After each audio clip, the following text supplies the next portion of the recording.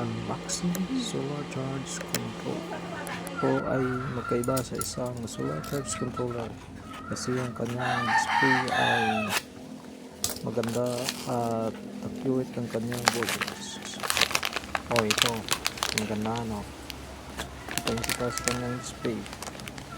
Ito po ay medyo mahal ng konti kaysa sa isang paso. Kung magpapagana kayo nito, i-press nyo lang yung app ng standby na matagal at gagana na ito.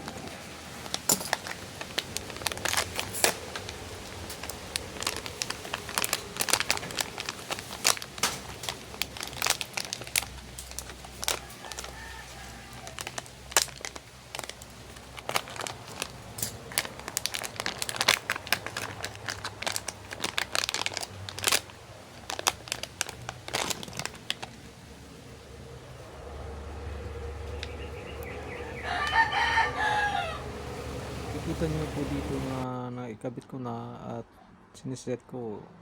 Ito po yung settings niya. Tingnan nyo nang mabuti.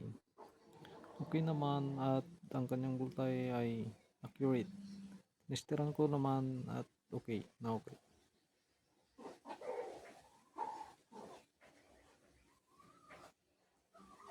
Sige po, thank you.